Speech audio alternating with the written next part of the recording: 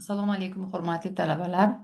Biz sizlar bilan o'tgan galgi amaliy mashg'ulotlarimizda epik asarlar, roman janrining o'ziga xos bo'lgan xususiyatlari haqida suhbatlashgan edik. Bu galgi mashg'ulotimiz mavzusi hozirgi o'zbek she'riyatining janriy xususiyatlari, lirik asarlarni integrativ yondashuv asosida o'rganish, hozirgi o'zbek she'riyatidagi o'zgarishlar haqida suhbatlashamiz. Hozirgi o'zbek she'riyati janriy jihatdan ancha rang-barang va zamonaviy talablarga moslashgan holatda rivojlanmoqda. Bunda o'zbek she'riyatining tarixiy va an'anaviy xususiyatlari muhim o'rin tutsa-da, zamonaviy tendensiyalar va global adabiy jarayonlar ham ta'sir ko'rsatib kelmoqda. An'anaviy janrlar, ya'ni g'azal va ruboiy kabi an'anaviy shakllar ham e, dolzarb. Bu janrlar ko'pincha sevgi, ayriliq, ilohiylik va falsafiy mavzularga bag'ishlanadi. Masalan, Erkin Vohidov, Abdulla Aripov kabi ijodkorlarimiz an'anaviy janrlarda ham yangi shakl va mazmun kashf etishga uringanlar. Modernistik tendensiyalar. Zamonaviy o'zbek she'riyatida erkin she'r shakli keng tarqalmoqda. Shoirlar o'z fikr va his-tuyg'ularini erkin shaklda, rasmiy qoidalardan chiqib ifodalashga intilishmoqda. Bu tendensiya zamonaviy she'rda falsafiy eksistensial mavzularga chuqur kirib borishga imkon beradi. Ya'ni, bunda shoirlarimiz oq she'rlar, ya'ni qofiyasi she'rlar yaratishmoqda. Ya'ni Faxriyorni ijodida kuzatamiz, Rauf Parfi ijodida kuzatishimiz mumkin. Lirik janr zamonaviy o'zbek she'riyatida ham yetakchi mavqega ega. Ayniqsa, shaxsiy kechinmalar, ichki dunyo va sevgi mavzulari lirik she'rlarning asosiy yo'nalishlarini tashkil etadi. Ko'plab yosh shoirlar bu yo'nalishda o'zlarini sinab ko'rmoqda. Sotsial mavzuli she'rlar, ya'ni shoirlar jamiyatning dolzarb muammolariga e'tibor qaratib, ijtimoiy mavzularda she'rlar yozishmoqda. Bu she'rlarda beqarorlik, tengsizlik, axloqiy inqiroz kabi muammolar tasvirlanadi. Eksperimental she'riyat. Ba'zi yosh shoirlar adabiyotda yangi janrlarni sinab ko'rishga, she'riy shakllarni buzishga va yangi uslublarni kashf etishga intilishmoqda.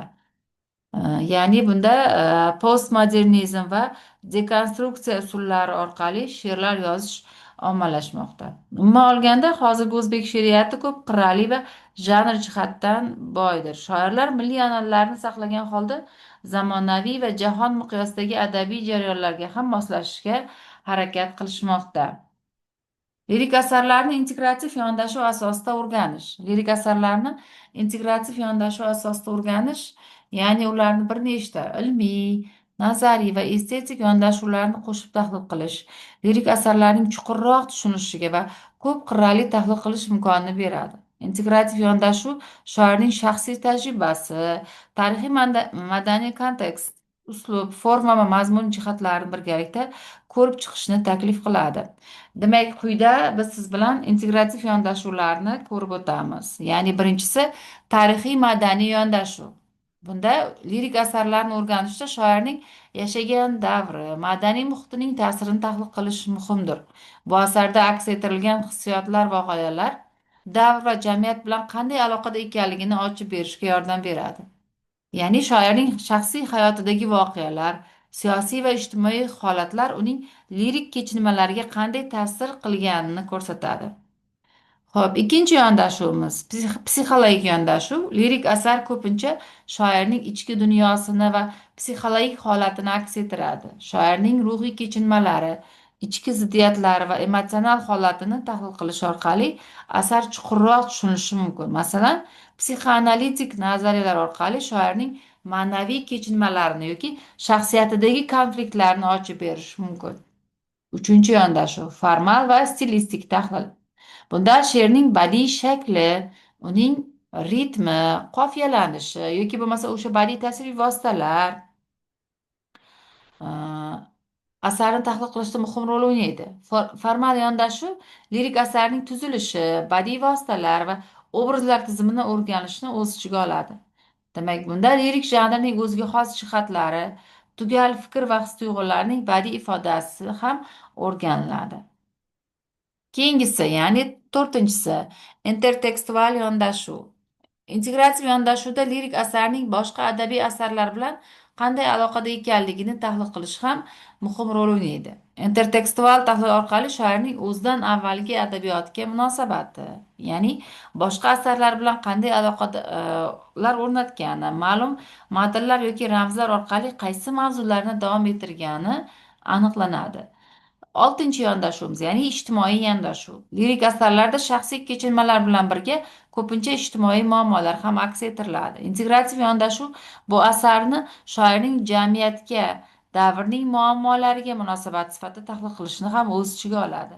Shoirning asari jamiyatdagi muhim voqealar va ijtimoiy jarayonlarga qanday javob qaytarganini ochib berishi mumkin. Mana jadid adabiyotiga e'tibor beradigan bo'lsak, jadid allomalarimiz, jadid bobolarimizdan e, Cho'lpon, Hamza Hakimzoda Niyoziy yoki o'sha Abdurov Fitratning lirik asarlari, ya'ni lirik she'rlariga e'tibor beradigan bo'lsak, e, hammasida demak o'sha ijtimoiy jarayonlarga bo'lgan munosabat yoki o'sha davrning hukmronligi ko'proq ufurib turadi. Xo'p, keyingi yondashuvimiz mifologik va simvolik tahlil. Ya'ni ba'zi lirik asarlarda mifologik obrazlar, ramzlar va qadimiy hikoyalardan foydalangan holda, demak, shoirlar o'z she'rlarida buni ifodalab beradi. Ya'ni integrativ yondashuvda bu elementlarni ham tahlil qilish orqali asarlarning ma'no qatlamlarini ochish mumkin. Ramzlar va miflar orqali berilgan chuqur g'oyalarni tushunish asarning umumiy kontekstini anglashga ham e, muhim rol o'ynaydi. Xo'p, aynan bu bo'yicha xulosalarimizni aytadigan bo'lsak, integrativ yondashuv asosida lirik asarlarni o'rganish bitta yondashuvga tayanish o'rniga turli nazariy va metodologik yondashuvlarni uyg'unlashtirishni talab qiladi. Bu yondashuv lirik asarning ichki tuzilmasi, shoirning shaxsiy va ijtimoiy munosabatlari, tarixiy va madaniy kontekstlar bilan bog'liq bo'lgan turli qirralarni to'liqroq tushunishga imkon beradi. Hozirgi o'zbek lirikasidagi o'ziga xosliklar ko'plab ijodiy va madaniy jarayonlar ta'sirida shakllangan bo'lib, unda bir necha muhim jihatlar ajralib turadi. Ya'ni an'anaviylik va yangicha qarashlar sintezi. O'zbek lirikasida milliy she'riyat an'analari saqlanib qolgan bo'lsa-da, zamonaviy mavzular va uslublar bilan boyitilmoqda. Ijodkorlar qadimiy lirik shakllar, masalan, g'azal va ruboiydan foydalanishda davom etsa-da, ularni yangicha mazmun bilan boyitishmoqda. Kishilik va milliy masalalar. O'zbek lirikasi bugungi global masalalar, ijtimoiy o'zgarishlar, ekologik muammolar kabi mavzularni ham o'zida aks ettirsa-da, milliy qadriyatlar va o'zlikni saqlashga bo'lgan intilish sezilib turadi. Xo'p, shaxsiy his-tuyg'ular va jamiyatga bo'lgan munosabat bir vaqtning o'zida ifodalanmoqda. Milliy tushunchalarni modern shakllarga o'rash ham kuzatilyapti. Ya'ni o'sha boshqa xalqlar adabiyotidan kirib kelgan lirik janrlarga murojaat qilishmoqda. Ha, mana hoku janri deymiz, ya'ni o'sha uchlik. She'riy tilning rang-barangligi. Zamonaviy o'zbek lirikasida tildan foydalanish xilma-xilligi hamda she'riy obrazlarning boyligi kuzatiladi. Lirika zamonaviy texnologiyalar, shahar hayoti va yoshlar madaniyatidan tortib qadimiy obrazlar va falsafiy tushunchalargacha bo'lgan mavzularni o'z ichiga oladi. Xalq og'zaki ijodi ta'siri, ya'ni nafaqat lirik asar, epik asar, dramatik asar. Demak, hammasida xalq og'zaki ijodi ta'siri sezilib turadi. Hozirgi o'zbek lirikasida xalq og'zaki ijodining izlari hamon yaqqol ko'zga tashlanadi. Ushbu ijodiy manba nafaqat lirikada, balki hali aytib o'tganimdek, umuman adabiyotda o'z o'rnini yo'qotmagan va zamonaviy shoirlar uni o'z asarlarida mohirona qo'llashda davom etishmoqda. Ya'ni o'sha qahramonlik, xalq qo'shiqlari, tarixni ham o'z o'rni va ta'siri bor, ya'ni lirik asarlarda. Shaxsiy kechinmalar. Yangi o'zbek lirikasida shaxsiy kechinmalar, insonning ichki ruhiy holati, o'zlik izlash va jamiyatga moslashish kabi mavzular katta o'rin tutadi. Bu mavzular zamonaviy o'zbek shoirlarining she'rlarida chuqur va ta'sirchan ifoda qilinmoqda. O'zbek lirikasining bugungi o'ziga xosligi milliy va zamonaviy qadriyatlar orasidagi uyg'unlikni, inson ruhiy kechinmalarini va xalq madaniy merosini yuksak badiiy mahoratda aks ettirishda ham davom etib kelmoqda. Mustaqillik davri o'zbek she'riyati milliy o'zlikni anglash, yangi ijtimoiy va siyosiy vaziyatga moslash hamda zamonaviy insonning ruhiy kechinmalarini ifodalash bilan ajralib turadi. Bu davr she'riyatida ko'zga ko'ringan ijodkorlardan biri Rauf Parfi bo'lib, uning ijodida mustaqillik ruhiyatini aks ettiruvchi o'ziga xosliklar seziladi. Rauf Parfi zamonaviy o'zbek she'riyatini bir qator she'riy shakllar va janrlar bilan boyitgan shoir, ijodkorlarimizdan biri. Hoku, tanka, ronda, rondel kabi jahon pozitsiyasi janrlarini milliy she'riyatimizga kirib kelishi bevosita aynan ijodkorning nomi bilan bog'liq. Hokular nomi ostida chop etilgan uning ilk uchliklari 1963 yilda yozilgan edi. 1961 yilda tarjima qilingan 60 ta hoku esa shoirning yapon she'riyati bilan juda erta qiziqqanini ko'rsatadi.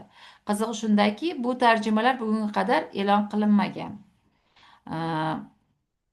Yapon poeziyasida, ya'ni yapon she'riyatida hoku deb ataluvchi she'rning bir turi bo'lib, qisqaligi va go'zalligi bilan o'ziga xosdir. Ya'ni uchlik. Hokuda tabiat va jamiyat orqali inson kayfiyati aks ettiriladi. Hoku 3 misradan tashkil topgan qofiyasiz she'r hisoblanadi.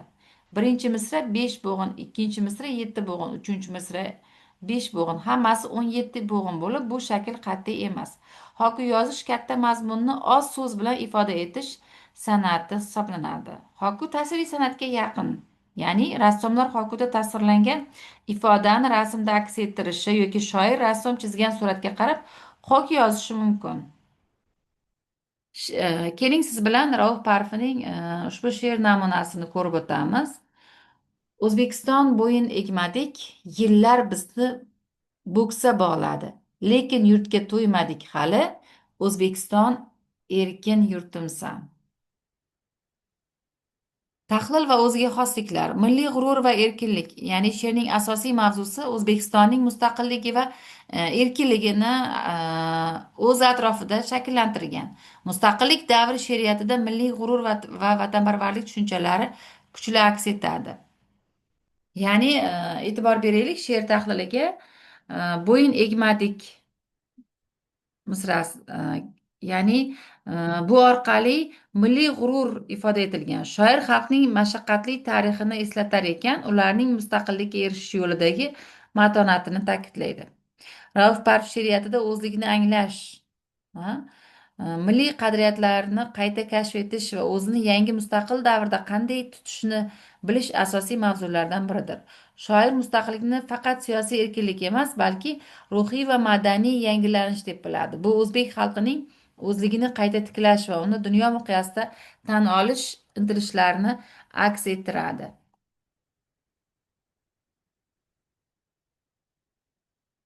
She'rning tili sodda, ya'ni oddiy, lekin mazmunan kuchli. Oddiylik orqali keng ommaga ta'sir etish, o'quvchini bevosita vatanparvarlik va milliy qadriyatlar haqida o'ylashga undash bu davr she'riyatining o'ziga xos uslubiy tomonlaridan biridir. Rauf Parfi o'z asarlarida xalq tiliga yaqin bo'lgan so'zlar va iboralardan foydalanib, she'riyatni omma orasida tushunarli va qabul qilinadigan qilib tushuntirib bergan. Emotsionallik, ya'ni emotsional kuch. Mustaqillik davri she'riyati ko'pincha shoir o'z xalqining dardini, mustaqillikka erishish yo'lidagi kurashlarni, ularning ertangi kunga bo'lgan umidlarini badiiy obrazlar orqali kuchli ta'sirchanlik bilan ifoda etadi. Mustaqillik davri she'riyatida yana shularni kuzatamizki, chuqur emotsional kuchga ega bo'lib, u insonlarning shaxsiy va milliy his-tuyg'ularini aks ettiradi. Bu she'rda ham vatan, erkinlik va tarixning o'tkir iztiroblarini aks ettirgan. Vatanparvarlik va tarixiy xotira. She'rda vatanparvarlik va tarixiy xotira doimiy mavzulardan biri bo'lib, u milliy istiqlol ruhi bilan chambarchas bog'langan. Ya'ni yillar bizni bo'ksa bog'ladi misrasi orqali shoir o'z xalqining tarixiy mashaqqatlarini eslatadi va bu o'tmishni eslab turish yangi mustaqil davlatda hayotda yangicha qarash imkonini beradi. Mustaqillik davri o'zbek she'riyati, xususan Rauf Parfi kabi shoirlarning ijodida milliy o'zlik, erkinlik, o'tmish va kelajak haqida chuqur mulohazalar aks etadi. Bu davr she'riyatining o'ziga xosligi shundaki, u faqat badiiy estetikada emas, balki milliy va shaxsiy identifikatsiya jarayonlarida ham katta rol o'ynaydi. She'riy tildagi soddalik, emotsional ta'sirchanlik va milliy qadriyatlarning kuchli aks ettirilishi mustaqillik davri o'zbek she'riyatini ajralib turadigan asosiy jihatlardan biri hisoblanadi. Hozirgi o'zbek she'riyatiga xos xususiyatlarni Usmon Azim, Azim Suyun, Shavkat Rahmon, Abduvali Qutbiddin she'rlarini tahlil orqali ham siz uyda o'zingiz nima ko'rib o'tasiz. Xo'p, hurmatli talabalar, lirika, she'riyat, hozirgi o'zbek she'riyatidagi o'zgarishlar, hozirgi o'zbek she'riyatidagi yondashuvlar haqidagi suhbatimiz hozircha shulardan iborat. Sizlarga esa uyga quyidagicha topshiriq bo'ladi. Yosh shoir she'rlarini tahlil qiling. Maktab darsligidan 4 she'rni tanlab oling va o'sha siz bilan yuqorida ko'rib o'tgan integrativ yondashuv asosida ham tahlil qiling.